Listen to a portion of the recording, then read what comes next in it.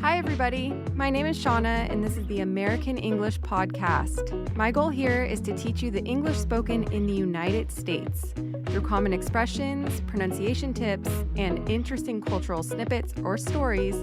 I hope to keep this fun, useful, and interesting. Let's do it. Welcome back, everybody. Today, we are doing another preposition episode with my husband, Lucas. Here he is. Preposition time. Woohoo! And if you did not listen to the last episode, Lucas is from Brazil.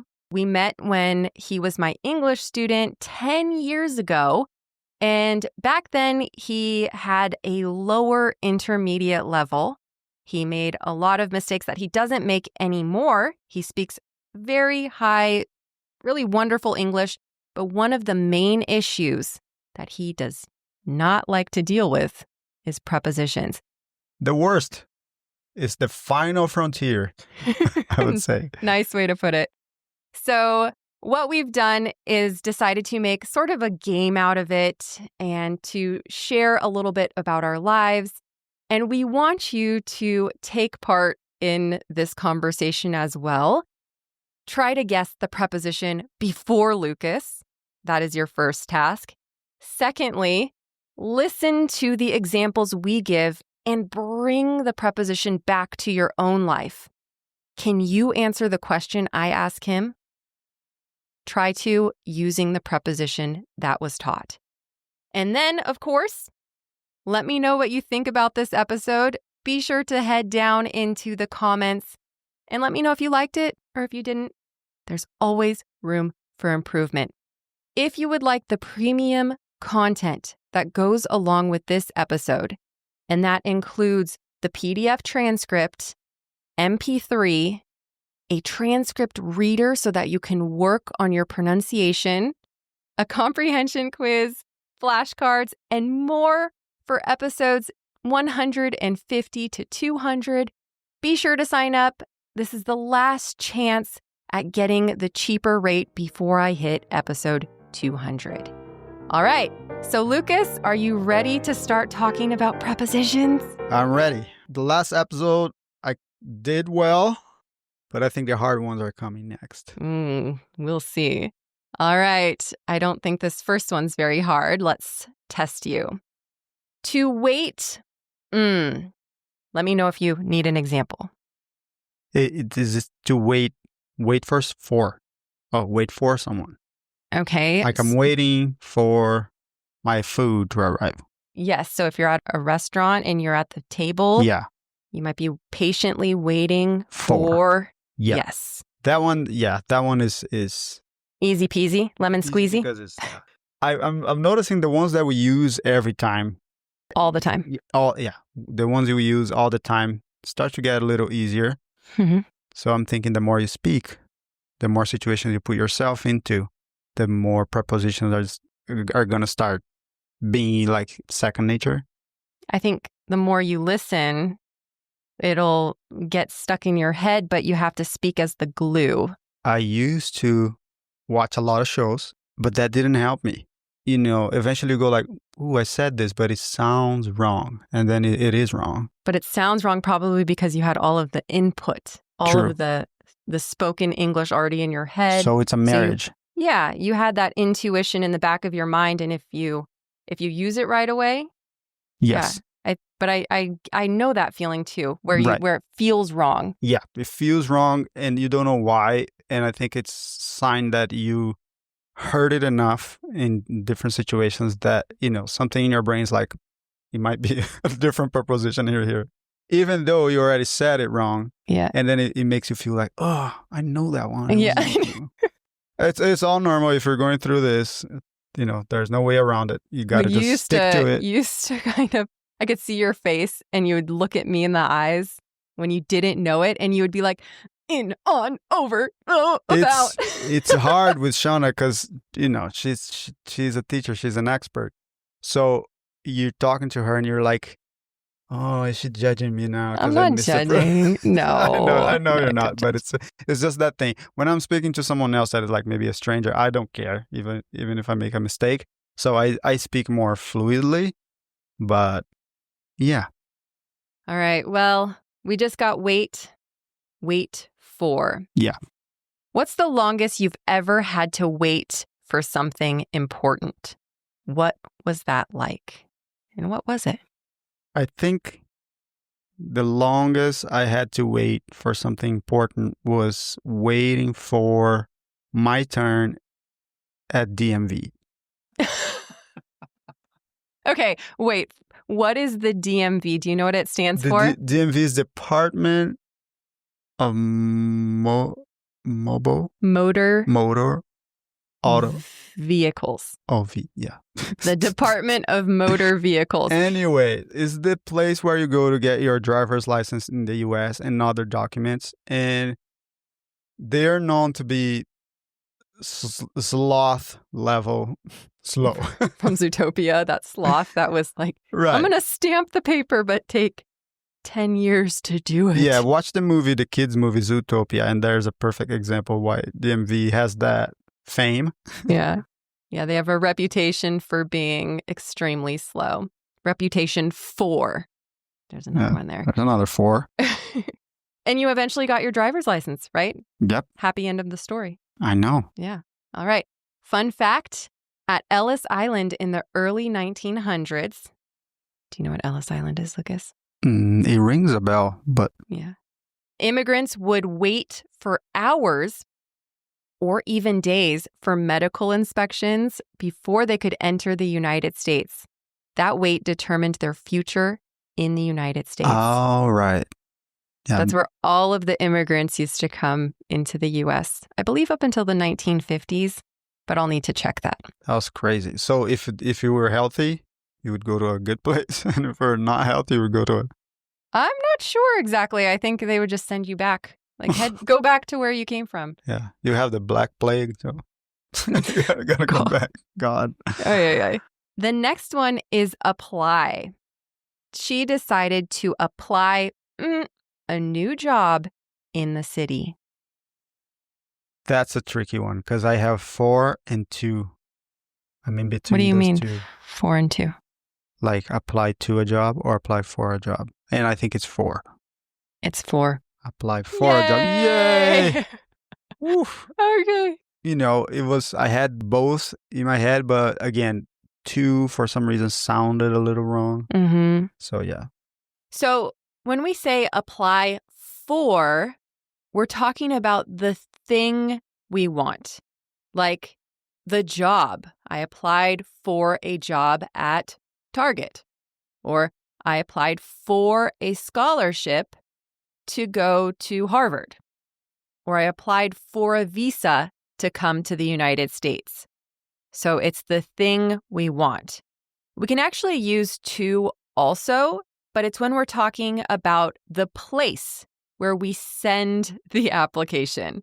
So like a company, maybe a school, or an organization. I applied to Harvard, or I applied to Google. But once again, if we're talking about the thing we want, that job, the visa, the scholarship, then we use for. I applied for a job at Google. Can you tell me about the first job you applied for? The first job I applied for was a theme park when I was in college, and it was like summer break. I didn't want to go back to my hometown. I just want to stay in my college city, and I applied for a job like turning rides on and off, and then organizing the queues and the lines, and For Brazilians, do you mind saying the name? Hoppy Hari. Hoppy Hari. Yeah, Right, and that's near Sao Paulo, right? Yeah, I believe it's closed because there were some accidents there. I'm not sure, but yeah, it was not a good experience. A lot of sun and a lot of complaining people in line and dealing with people in general. That's crazy. That was a long time ago that you applied for that job because you haven't worked for another employer in years. Yeah, after I kind of embraced the music career, I worked for a studio as an employee. That lasted maybe 2 years, and then that was officially the last time. Mm-hmm. And did you enjoy the interview process? You Oh, remember the interviews? I hated it. Yes, I remember. It was very cliche, like especially for the park. The only thing that matters is if we're willing to work there. That was the only thing. You're alive, and yeah, but they would ask, what's your biggest strengths and your weaknesses and stuff like the very cliche stuff. I remember, and you're like, I play the guitar. They're like, perfect. I don't know. And in Brazil, there's this thing like, oh, I speak English. Everybody lies in their CV. And nobody tests them? And nobody tests you, No, I'm sure some people actually get tested. I think when the position really requires it, you get tested. And I think a lot of people get busted. Yeah. We busted someone at my old job. Ooh. They wrote that they spoke French, and we had 3 French speakers in the office in New York. And you being one of them?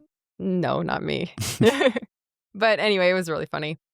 So, fun fact, in 1862, President Lincoln, who is on the penny and also on which dollar bill, Lucas?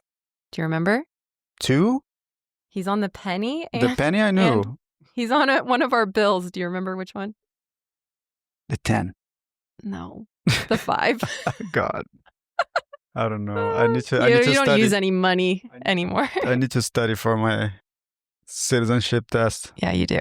I would fail if it was today. All right. So in 1862, President Lincoln signed the Homestead Act, which allowed settlers to apply for land in the Western territories. The program encouraged thousands to move westward and start new lives. Cool. So, yeah, when you learn about the U.S., you always learn about people moving westward from like the mid-1800s. And so, yeah, it constantly comes up in TV shows and books. Yeah, important. Apply for. Next one, we have belong. This umbrella belongs me. Okay, here's my question. I know that one is belong to me, too. But what if this animal belongs in the Everglades? Usually when someone's saying it belongs in a spot, it's because it's in the wrong spot. When you use to, it's about the ownership. Yeah. These pair of shoes belong to me. Okay. Fun fact. Alaska once belonged to Russia before the U.S. bought it in 1867. Alaska was bought? Yeah. Just like, hey, we want to buy this piece of land. Yeah, and you know how much they bought it for? $7.2 million. That's ridiculous. Yeah. So back then they thought it was absurd. Why do you want this piece of land? And nowadays it's seen as one of the best purchases, best deals too, in U.S. history. Pretty crazy, huh? Cool. Yeah. Don't they have a lot of oil there and stuff? They do. Wow. Yeah. So California used to be part of Mexico, and it became California and part of the United States. And then just like a year later, they found gold there. And it totally changed California history and made California very rich. Yeah. And I was like, ooh, bad timing. But I think it was also sort of a bad timing thing with Alaska. But I'll just need to double check when they actually found oil there. Yeah, because if you think about it, there are houses in some neighborhoods that are 10 million. San Francisco, LA, New York. They bought it for 7 something. I know. I know. That's a sweet deal. Yeah. I don't know if that's been adjusted to reflect today's rates. But yeah, I'll double check. We have a few more, Lucas. Okay. To insist, Julia and Clara insisted eating extra dessert. I think that's a tricky one because I would try to follow the same rule, interested in, invest in. But I think she insisted on eating the chocolate before dinner. You're correct. Yeah. Yay. Right. So they might insist on having sweets. They might insist on eating ice cream in an ice cream shop. Yeah. Can you give me another example of insist? Yeah, in my life, I insisted on being a musician, and it took a lot of insistence to make it happen. What moments can you remember where you actually insisted on it? You were like, I am going to resolutely say I am a musician and nobody can tell me otherwise. When I finished college, which it was not for music, and family pressure and people from small town don't understand that music can be a career if you know what you're doing. And when I finished college, I was like, okay, I did what I wanted. Now I'm going to be a musician. And I insisted on it until it happened. Mm-hmm. I mean, anyone can be a musician, but I wanted to be a working musician and, pay the bills with music. Yeah. Is it still hard sometimes to explain it to people? Like how the career actually works and how it makes money? After the internet, it gotten much easier because of exposure, of news but it's still really hard because the same way that people know that is a profession, people know that it's harder than ever to break it and to break in the scene. It's always a struggle. So nowadays people will have to insist a little more, maybe, because it's even harder. Even harder, yes. Yeah. All right. Now, my fun fact, Rosa Parks famously insisted on keeping her seat on a Montgomery bus in 1955. Her act of resistance sparked the Montgomery bus boycott and helped launch the civil rights movement, right? That brings me to argue. Give me a second. If you need an example, let me know. You guys already probably got it before me. Argue with. Okay, we would argue with somebody. Something. About. So yeah, I was arguing with someone about a problem. Correct. Or you might argue over something. Right. Weird. Yeah. Yeah. Typically you argue about a topic or you can argue over a specific thing. So we might argue over who gets the last piece of cake, right? It's a thing. I'm thinking about my brother and I when we were kids, and we would always argue over the front seat, the passenger seat in the car, so next to the driver. And so, yeah, we would always argue over who would get that seat. It's interesting because I heard over more with fighting. It's fighting over the last dumpling. Yeah, that's true. Yeah, it's about who gets what. Yeah, I remember when I was arguing with my last boss about getting a raise. And they said it was not possible. And then at the same moment he said it was not possible, I said I quit. I already had a plan B. It was just like Hail Mary, If it works, it works. If it not, c'est la vie. C'est la vie. How about you? And what happened? And then I got fired. No, so you quit, right? He just didn't get the raise. Got fired, and I was like, okay, now it's do or die. And that's when you decided to become self-employed. Exactly. Okay. How about you? Last argument. I mean, it comes back to like the only arguments I can really think of are thinking of our daughters arguing over toys. And the color of the plate and the cups that they're... Well, they don't do that so much anymore, but when they were younger, they always argued over who got the pink plate and who got the unicorn. Yeah, we just decided to get everything the same color. Yeah. Nothing's different. Yeah. What was the last thing we argued about, Lucas? Let me think. Oh, last night we argued if we were having Chick-fil-A for dinner or cereal and milk because we were coming back from a trip. We were so tired. We were just trying to finish the night, and it was this biggest discussion. Do we go to the drive-thru or we stop at the grocery to grab milk? So, yeah. I didn't want fried food. Yeah, we argued about that for a while. Okay, and what did we decide? We decided on Correct. eating whatever was left over in the house. Yeah. Which was toast with cream cheese and jam and some bubbly water. Oh my gosh. Then I was still hungry. I was like, I'll just have a beer. Yeah, that's funny how it ended up on that. Yeah, so to decide on, so when you are choosing between two or more things and you can't decide which one to go with, we would say decide on. We finally decided on the agreeable gray color for our living room. What do you have difficulty deciding on? For me, it's if I have two options, or actually multiple options. If you go to a restaurant and their menu's really long, I get really overwhelmed. Right. And I have a really hard time deciding on what to eat. I think that's one of the few things in life that I don't have a problem with, even if I regret it later. I am pretty quick to decide. You are. I glance at a menu and I know I want that. Actually, And you're like that with everything. You're sort of impulsive.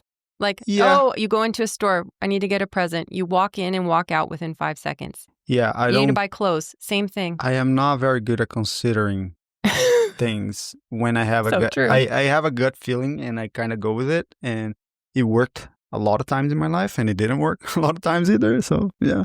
Yeah, you don't spend much time on the Yeah, I have contemplation. Yeah, I have this thing that it feels like a waste of time, even if in 80% of the times I should be contemplating. Mm-hmm. But I think that's a personality trait. I was always like that. Yeah. Yeah. Mhm. What's the interesting fact? Can you tell me about a time when you quickly decided on something that changed your life? Don't say married me. Propose to me. That would be the obvious one because, we're from two different countries, and that's the biggest life change. But I hope that wasn't impulsive. Like, hey, maybe I should marry this girl. Like, do you want to marry me? Well, if it was impulsive, it worked. It's Okay. one of the few things that No. We did our trial run. We lived together for 3 months. I think 3 months. Well, that's for these days, it's like It was year like 8 months. exactly. Yeah. But let me see. I think what was the question again?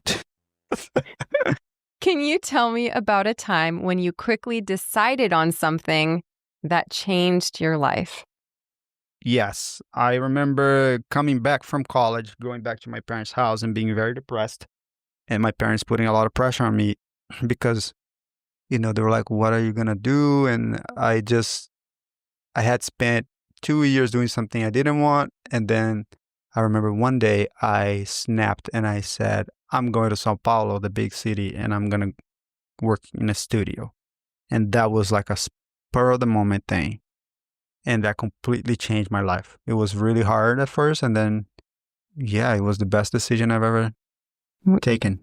Yeah. And right, because you moved to a really dangerous area. Oh, yeah. I lived on top of the recording studio, which was like this little apartment. A little hole in the wall. Yeah, it was very sketchy area. But that's where I started meeting people, and I would work 20 hours a day. I would sleep 4 hours, 5 hours max. And I went bananas because I was like, it's either this or I got to go back to my parents' house. And that was like, I can't do that anymore. Mm-hmm. Yeah. So as you said earlier, do or die. Do or die. I bit the bullet and went for it. Nice expressions, Lucas. I'm proud of you. I listen to the podcast. He does. He actually listens to every episode as Quality control. Jinx. Yeah. In 1776, the Continental Congress met in Philadelphia to decide on independence from Britain. In other words, will we become independent? Will we stay dependent on Britain? And their decision led to the Declaration of independence, which is, of course, a cornerstone in U.S. history. I feel like I didn't comment on your beautiful life story very much. Oh, no, I don't. I don't need that. All right. No comments on that, but I am kind of proud of myself now because I was never tested, and I feel like I got a good grasp on Yes! the Yeah. most important ones. And trust me, it took me some time. So stick with it, and you can do it too. Nicely said. All right. We did apply, Applied for, decide, on, argue with someone. about, or over something. Good. Insist. On, insisted on. Belong. Belong to. Right. So belong to a person if there's ownership, there's possession, or belong in a space if that's where it should be. Like my shoes belong here, but they're not in the right spot. Okay. Apply. Applied for a job. Applied for a position. Wait. Waited for my food. Wait for me. Good. And do you remember from last episode? Invest. Invest in. So invest in the stock market. Interested. Same thing. Interest. I'm interested in learning. To participate or to take part. That's also in. Take part in. Participate in the event. Good. We spend time and money on. Nice. Yes. You spend money on food. You spend time on activities. Depend. It depends on. Or relies. Yeah. Relies on. Wait. Wait for. Nice. Can wait for the sunrise. That's it for today's second part of the preposition lesson. Thank you so much, Lucas, for coming here today. Thanks for having me again. And yeah, thanks guys for listening. Yeah. And once again, guys, if you would like to have the premium content for season 4 to keep practicing your English and really master these terms, then be sure to check out season 4. You'll find the link to that in the episode notes. Until next time, bye. Thank you for listening to this episode of the American English Podcast. Remember, it's my goal here to not only help you improve your listening comprehension, but to show you how to speak like someone from the States. If you want to receive the full transcript for this episode, or you just want to support this podcast, make sure to sign up to premium content on americanenglishpodcast.com. Thanks and hope to see you soon.